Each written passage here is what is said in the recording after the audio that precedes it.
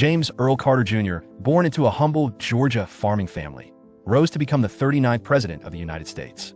This documentary explores his journey from naval officer to governor, his tumultuous presidency marked by significant foreign and domestic challenges, and his remarkable post-presidential years as a Nobel laureate and global humanitarian. Discover the enduring legacy of Jimmy Carter. James Earl Carter Jr., born October 1, 1924, in Plains, Georgia, was the first U.S. president born in a hospital. As the eldest child of Bessie Lillian Gordy and James Earl Carter Sr., he hailed from a long line of cotton farmers. His early years were spent in archery near poverty-stricken black families, influencing his diverse friendships. While Carter's father ran a general store and invested in farmland, young Jimmy managed his own peanut sales and tenant housing, showcasing early entrepreneurial spirit despite his mother's frequent absences due to her nursing job.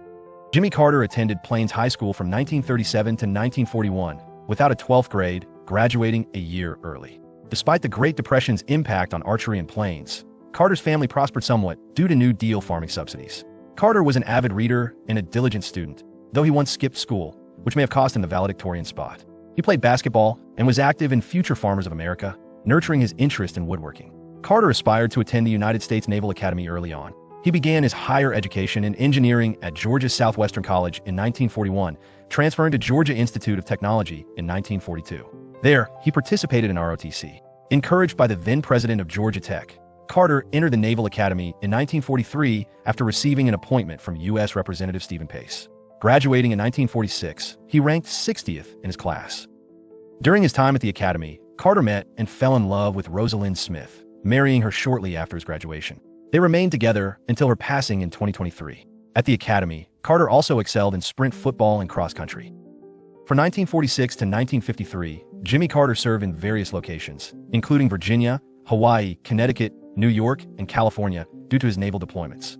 He began submarine officer training in 1948 and was promoted to lieutenant junior grade in 1949. Carter served aboard the USS Pomfret, participating in a simulated war patrol along the Chinese coast. In 1951, he transferred to the USS SSK-1, where he qualified for command and served as executive officer.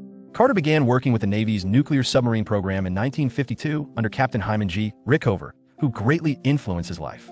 He briefly worked at the Naval Reactors Branch in Washington, D.C., and was later sent to assist in cleaning up the NRX reactor accident at Chalk River, Canada. He led a team in a high-risk operation to shut down the reactor. In 1953, Carter attended a 6-month nuclear power plant operation course, aiming to serve on the USS Seawolf, the second U.S. nuclear submarine.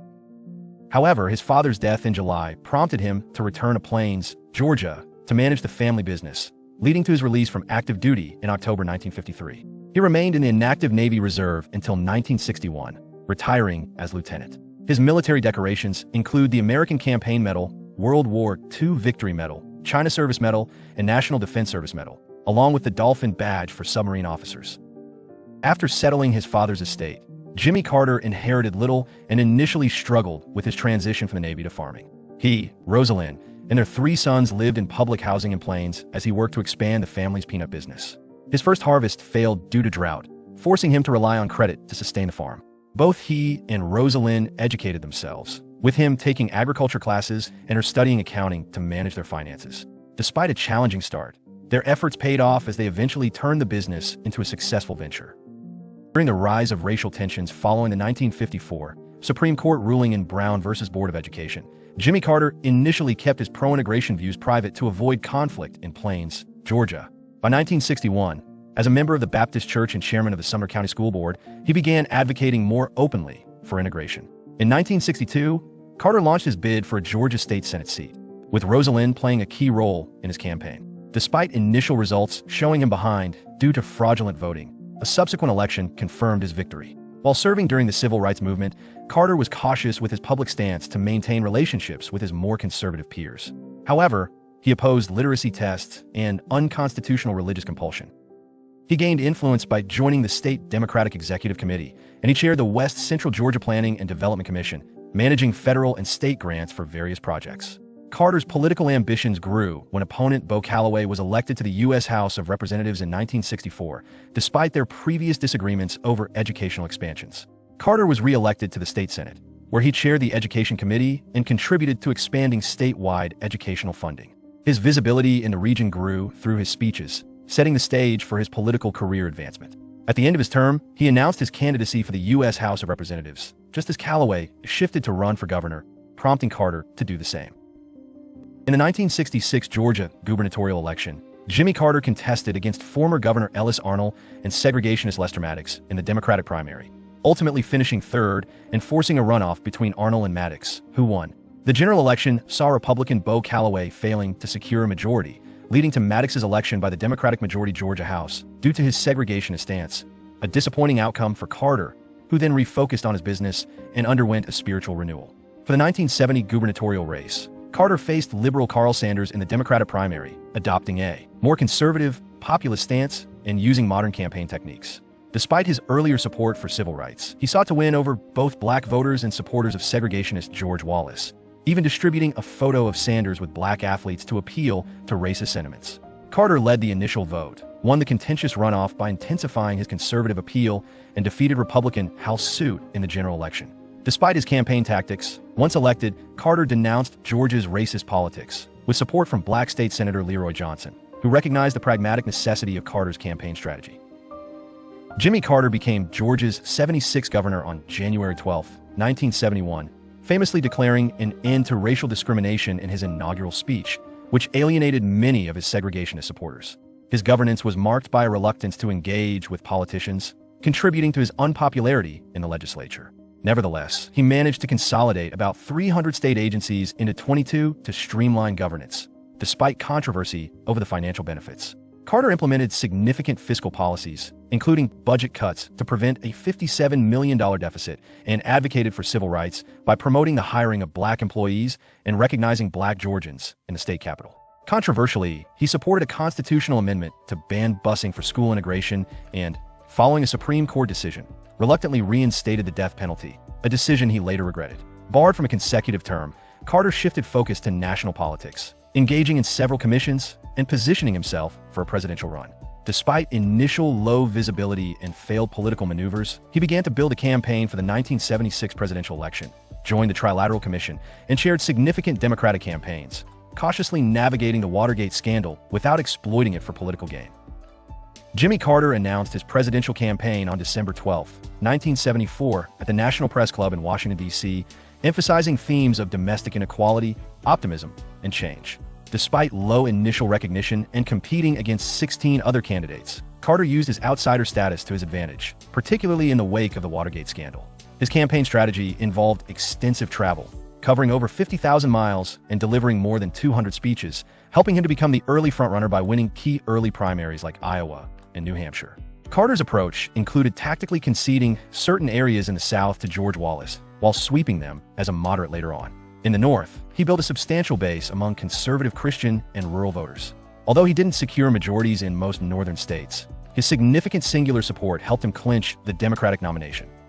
Carter's campaign platform included public financing of congressional campaigns, the establishment of a federal consumer protection agency, and the creation of a separate Department of Education.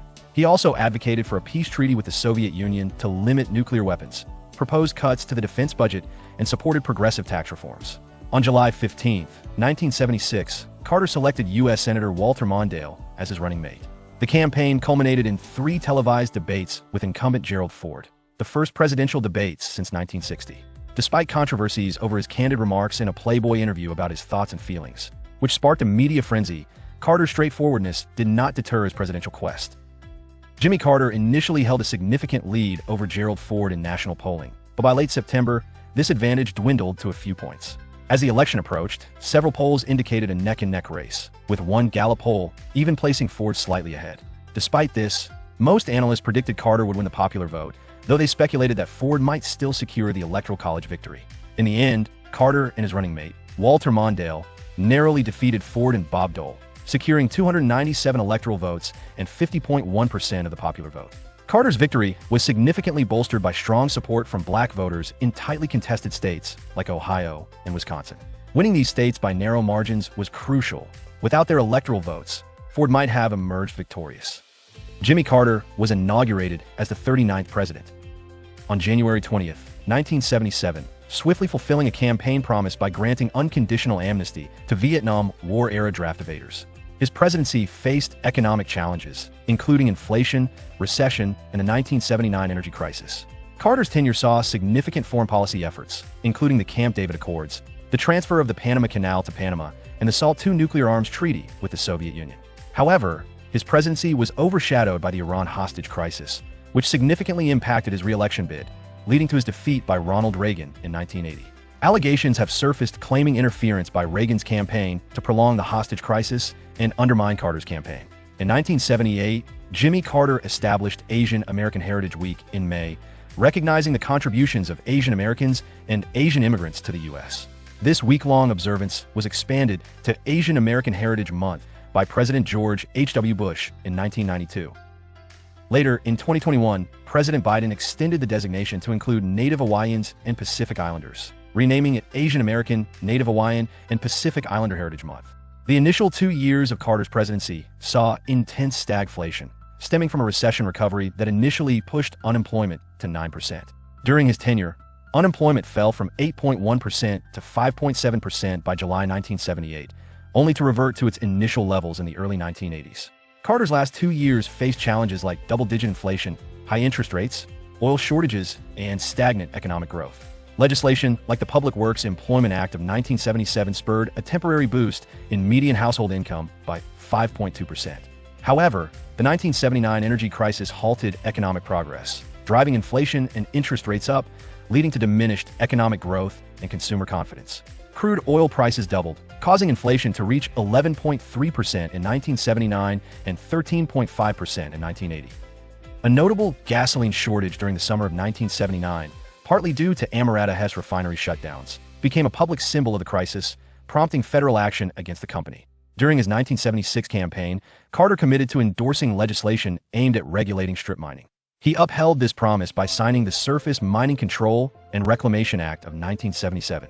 In 1978, Carter declared a federal emergency in Love Canal, a neighborhood in Niagara Falls built on a toxic waste landfill, leading to the evacuation of over 800 families. This crisis spurred the creation of the Superfund law to manage such hazardous sites, marking a pioneering federal intervention.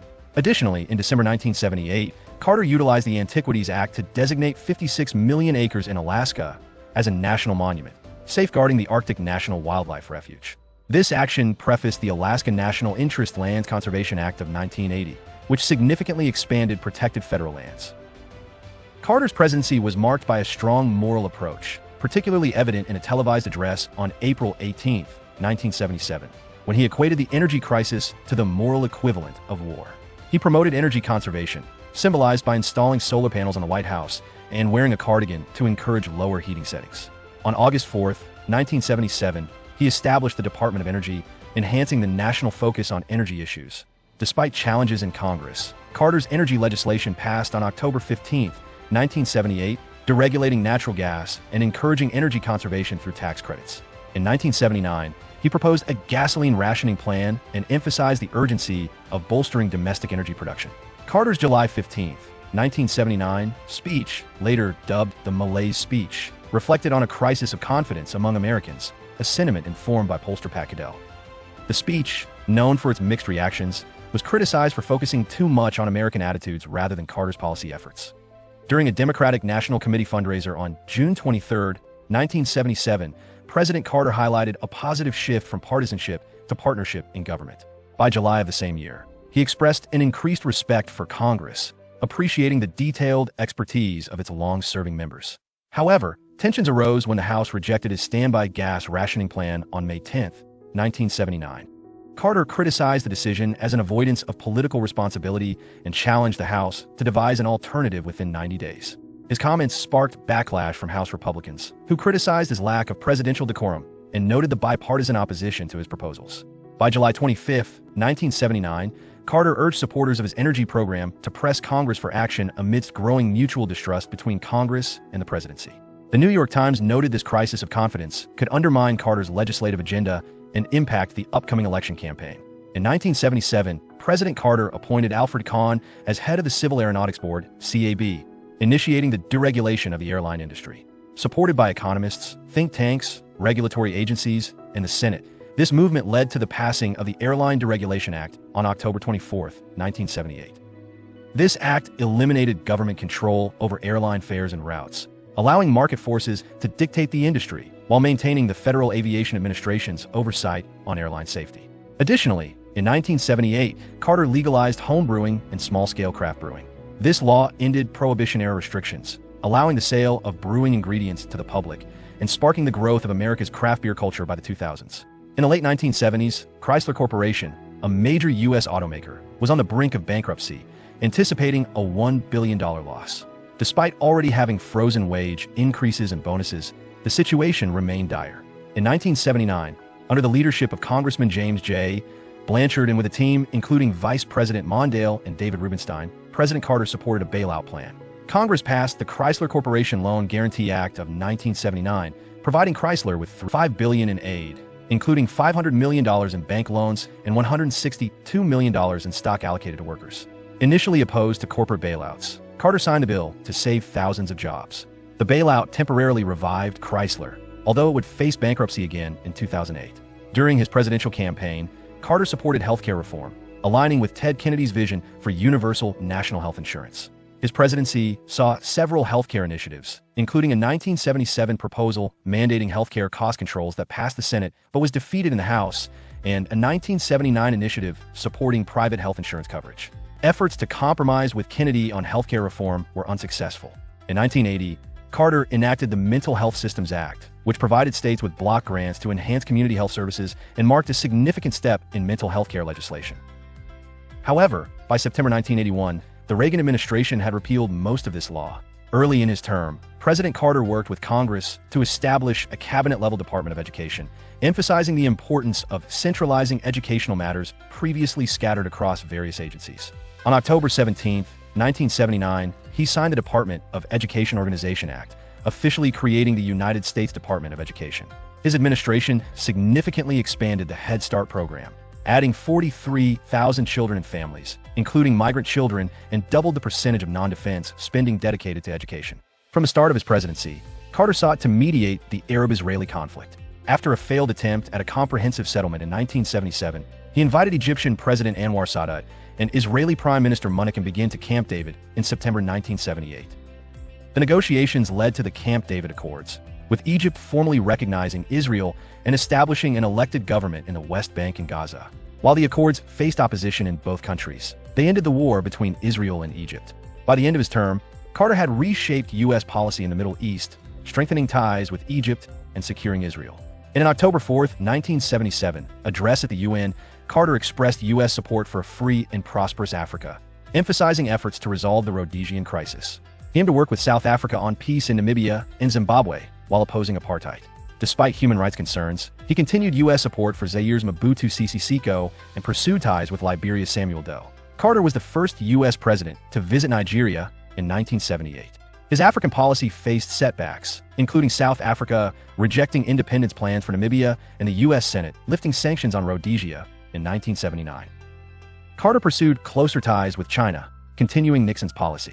In 1979, he formally recognized the PRC, severing U.S. ties with Taiwan, which led to increased U.S.-China trade. He tacitly backed China's invasion of Vietnam and supported the Khmer Rouge against Vietnam.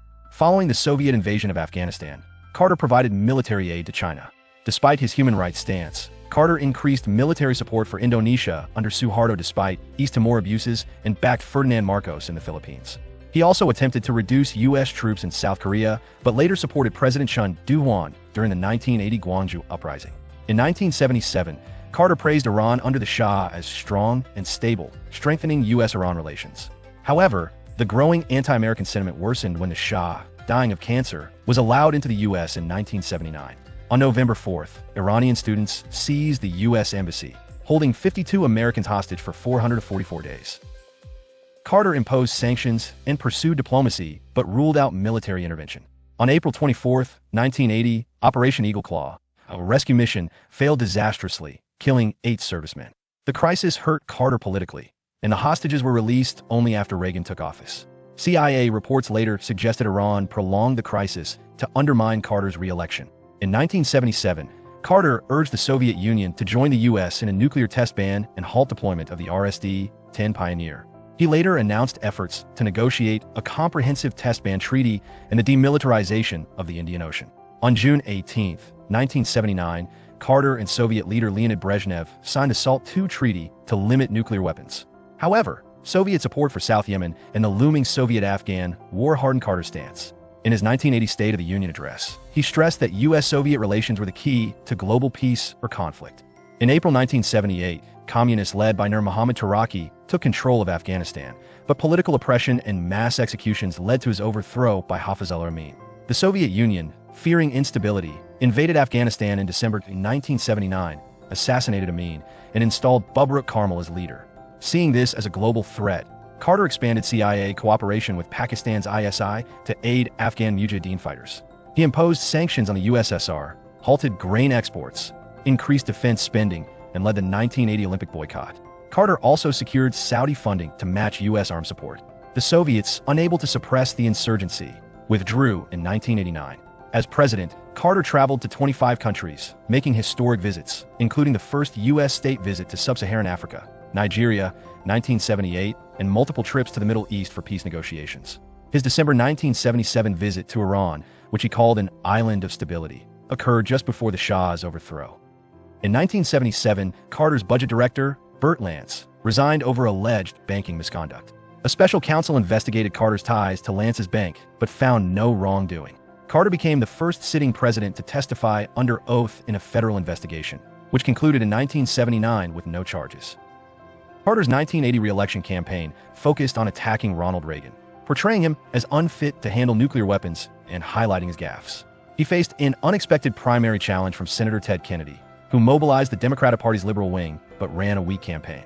Carter won the nomination but emerged weakened for the general election. Independent candidate John B. Anderson initially polled well but lost support as the race tightened. Carter struggled against high inflation, the Iran hostage crisis, and controversies like his brother Billy Carter's ties to Libya. His reinstatement of draft registration also alienated young voters. The Seoul Carter-Reagan debate on October 28th proved pivotal. Reagan's famous line, "There you go again," resonated with voters, and his campaign later admitted to obtaining Carter's debate prep materials. Governor Reagan, again, typically is against such a proposal. Governor? There you go again. When I opposed Medicare, there was another piece of legislation meeting the same problem before the Congress. I happened to favor the other piece of legislation and thought that it would Reagan surged in the polls and won in a landslide, taking 489 electoral votes. Carter, securing just 49, delivered a gracious concession speech, promising a smooth transition. Gentlemen, each of you now have 3 minutes for a closing statement. President Carter, you're first. First of all, I'd like to thank the League of Women Voters for making this debate possible. I think it's been a very constructive debate, and I hope it's helped to acquaint the American people with the sharp differences between myself and Governor Reagan. Also, I want to thank the people of Cleveland and Ohio for being such hospitable hosts during this last few hours in my life. I've been president now for almost 4 years. I've had to make thousands of decisions, and each one of those decisions has been a learning process. I've seen the strength of my nation, and I've seen the crises that it approached in a tentative way, and I've had to deal with those crises as best I could. As I've studied the record between myself and Governor Reagan, I've been impressed with the stark differences that exist between us. I think the result of this debate indicate that that fact is true. I consider myself in the mainstream of my party. I consider myself in the mainstream even of the bipartisan list of presidents who served before me. The United States must be a nation strong. The United States must be a nation secure. We must have a society that's just and fair. And we must extend the benefits of our own commitment to peace to create a peaceful world.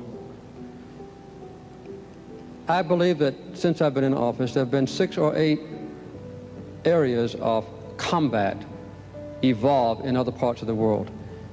In each case, I alone have had to determine the interest of my country and the degree of involvement of my country. I've done that with moderation, with care, with thoughtfulness, sometimes consulting experts, But I've learned in this last 3.5 years that when an issue is extremely difficult, when the call is very close, the chances are the experts will be divided almost 50-50. And the final judgment about the future of a nation, war, peace, involvement, reticence, thoughtfulness, care, consideration, concern, has to be made by the man in the Oval Office. It's a lonely job, but with the involvement of the American people in the process with an open government, the job is a very gratifying one. The American people now are facing, next Tuesday, a lonely decision. Those listening to my voice will have to make a judgment about the future of this country. And I think they ought to remember that one vote can make a lot of difference. If one vote per precinct had changed in 1960, John Kennedy would never have been president of this nation. And if a few more people had gone to the polls and voted in 1968, Hubert Humphrey would have been president. Richard Nixon would not. There is a partnership involved. And our nation, to stay strong, to stay at peace, to raise high the banner of human rights, to set an example for the rest of the world, to let our deep beliefs and commitments be felt by others in all the nations, is my plan for the future. I ask the American people to join me in this partnership. Governor Reagan. Yes, I would like to add my words of thanks, too, to the ladies of the League of Women Voters for making these debates possible. I'm sorry that we couldn't persuade the bringing in of the third candidate so that he could have been seen also in these debates, but still it's good that at least once all three of us were heard by the people of this country. Next Tuesday is Election Day. Next Tuesday, all of you will go to the polls. You'll stand there in the polling place and make a decision. I think when you make that decision, it might be well if you would ask yourself, are you better off than you were 4 years ago? Is it easier for you to go and buy things in the stores than it was 4 years ago? Is there more or less unemployment in the country than there was 4 years ago? Is America as respected throughout the world as it was?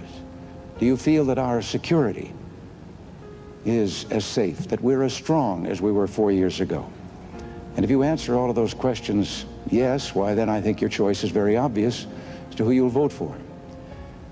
If you don't agree, if you don't think that this course that we've been on for the last 4 years is what you would like to see us follow for the next 4, then I could suggest another choice that you have.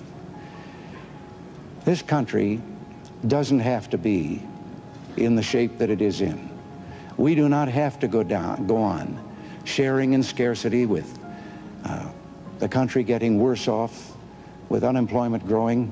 We talk about the unemployment lines. If all of the unemployed today were in a single line, allowing 2 feet for each one of them, that line would reach from New York City to Los Angeles, California. All of this can be cured, and all of it can be solved. I have not had the experience that the President has had in holding that office, but I think in being governor of California, the most populous state in the Union, if it were a nation, it would be the 7th ranking economic power in the world. I too had some lonely moments and decisions to make. I know that the economic program that I have proposed for this nation in the next few years can resolve many of the problems that trouble us today. I know because we did it there. We cut the cost, the increased cost of government, the increase in half over the 8 years. We returned $5.7 billion in tax rebates, credits, and cuts to our people. We, as I've said earlier, fell below the national average in inflation when we did that. And I know that we did give back authority and autonomy to the people. I would like to have a crusade today, and I would like to lead that crusade with your help. And it would be one to take government off the backs of the great people of this country and turn you loose again to do those things that I know you can do so well because you did them and made this country great. Thank you. Gentlemen, ladies and gentlemen, for 60 years, the League of Women Voters has been committed to citizen education and effective participation of Americans in governmental and political affairs. The most critical element of all in that process is an informed citizen who goes to the polls and who votes. On behalf of the League of Women Voters now, I would like to thank President Carter and Governor Reagan for being... After losing the re-election, Carter vowed to follow Harry Truman's example and avoid using his post-presidency for personal gain. Carter played an active role in international diplomacy. He met Israeli Prime Minister Menachem Begin, 1981, and Palestinian leaders, 1983. In 1994, he brokered an agreement with North Korea's Kim Il-sung. He later engaged in peace efforts in Venezuela, Sudan, and the Korean Peninsula. In 2007, he co-founded the Elders, an organization that advocates for global peace. He criticized Israeli policies while maintaining support for the country. Carter also sought peace between the U.S. and North Korea, even offering to act as a diplomatic envoy in 2017. After leaving office, Carter initially refrained from criticizing Reagan, but later condemned his policies in the Middle East, support for the Strategic Defense Initiative, and handling of terrorism. He had a strained relationship with Bill Clinton and criticized his administration scandals. Carter opposed George W. Bush's Iraq War and called his foreign policy one of the worst in history. He later disagreed with Obama on drone strikes and surveillance programs. During Trump's presidency, Carter criticized media bias against him, but later condemned his handling of protests. In 2021, Carter praised Joe Biden's performance in office. Carter was considered a potential candidate in the 1984 and 1988 elections, but ruled out running. Instead, he endorsed Walter Mondale in 1984 and Michael Dukakis in 1988, delivering speeches at both conventions. He supported Bill Clinton in 1992 and Al Gore in 2000, later asserting that Gore had won. In 2004, he endorsed John Kerry and raised concerns over voting issues in Florida. In 2008, Carter endorsed Barack Obama after the primaries and advised against selecting Hillary Clinton as VP. In 2012, he favored Mitt Romney in the Republican primaries, believing Obama would defeat him more easily. In the 2016 election, Carter initially predicted Donald Trump would lose, but later said he preferred him over Ted Cruz. He endorsed Hillary Clinton and criticized Trump's campaign. In 2019, he claimed Russian interference helped Trump win and suggested Trump was an illegitimate president. In 2020, Carter endorsed Joe Biden and condemned the Capitol attack as a national tragedy. Unable to attend Biden's inauguration, he recorded an audio message. In 2022, Carter opposed a Trump-era land swap in Alaska, calling conservation laws his greatest domestic achievement. In 2024, he lived to be 100 and voted for Kamala Harris. Carter criticized the Bush administration's response to Hurricane Katrina and helped rebuild homes after Hurricane Sandy. He also joined former presidents in the One America appeal to aid victims of Hurricanes Harvey and Irma. Additionally, he wrote op-eds highlighting the generosity of Americans in times of disaster. Facing a $1 million debt in 1981, Carter turned to writing, publishing over 30 books, including bestsellers in children's literature. In 1982, he founded the Carter Center to promote human rights and combat diseases like guinea worm, reducing cases from 3.5 million to just 4 in 2024. He attended multiple presidential library dedications and delivered eulogies for public figures. Carter also founded the New Baptist Covenant for Social Justice and worked with Habitat for Humanity. He was honorary chair of the World Justice Project and taught at Emory University, earning tenure in 2019. Carter's 2006 book Palestine, Peace Not Apartheid, sparked controversy for describing Israel's policies in the West Bank and Gaza as apartheid. He later clarified that he intended to stimulate debate. In 2007, he apologized for poorly worded remarks suggesting Palestinian attacks were justified. His 2010 book, We Can Have Peace in the Holy Land, blamed Israeli settlement expansion for hindering peace. Carter had 3 younger siblings, all of whom died of pancreatic cancer. He married Rosalind Smith in 1946, and they had 3 sons, Jack, Chip, and Jeff, and a daughter, Amy. Their grandson Jason Carter pursued a political career. In 2019, the Carters became the longest-wed presidential couple. After Rosalind's death in 2023, Carter called her his equal partner in everything. Carter enjoyed painting, fly fishing, woodworking, cycling, tennis, and skiing. He admired poet Dylan Thomas and helped secure a memorial for him at Westminster Abbey. In 1973, he befriended Elvis Presley, speaking with him by phone shortly before he died in 1977. Carter also reported a UFO sighting in 1969, later attributed to a barium cloud experiment. In August 2015, Carter was diagnosed with metastatic melanoma, which had spread to his brain and liver. After treatment, he announced in December that scans showed no cancer. In later years, he faced multiple falls, requiring surgeries and hospitalization. In February 2023, after several hospital stays, Carter opted for hospice care at home in Plains, Georgia. At 100, Carter was the longest-lived former U.S. president. He surpassed Herbert Hoover as the longest retired president in 2012 and became the oldest to attend an inauguration in 2017. His 100th birthday was celebrated with a concert and local events, including a Navy flyover. Carter planned to be buried at his Plains home and requested that President Biden deliver his eulogy. Birthday. You've always been a moral force for our nation and the world. I recognized that as a young senator. That's why I supported you so early. You're a voice of courage, conviction, compassion. Most of all, beloved friend of Jill, me, and our family. Your hopeful vision of our country, your commitment to a better world, and your unwavering belief in the power of human goodness continues to be a guiding light for all of us. You know, you're one of the most influential statesmen in our history. Even after you left office, the moral clarity you showed throughout your career showed through again in your commitment through the Carter Center and the Habitat for Humanity. Put simply, Mr. President, I admire you so darn much. May God continue to bless you, Mr. President. You've been a good friend.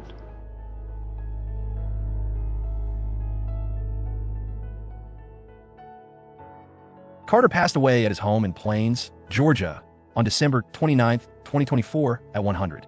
President Biden honored him as a man of principle, faith, and humility. A state funeral was held on January 9, 2025, with a national day of mourning. All 5 living U.S. presidents attended the service. When Carter left office in 1981, many viewed his presidency as a failure. Historians have generally ranked him below average, citing a lack of clear political direction.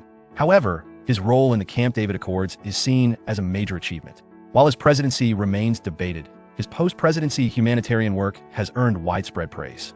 Carter was initially seen as honest and principled, but by 1980, Reagan's confidence in Carter's struggles with the economy and the Iran hostage crisis led to his defeat. His approval rating peaked at 75%, but dropped to 28% in 1979. Over time, public perception improved, with later polls showing increased approval of his presidency. The Jimmy Carter Library and Museum opened in 1986, and in 2021, sites linked to his life were designated the Jimmy Carter National Historic Park. He received numerous honors, including the 2002 Nobel Peace Prize and 4 Grammy Awards for Best Spoken Word Album. In 2024, the White House unveiled a Christmas ornament honoring his legacy.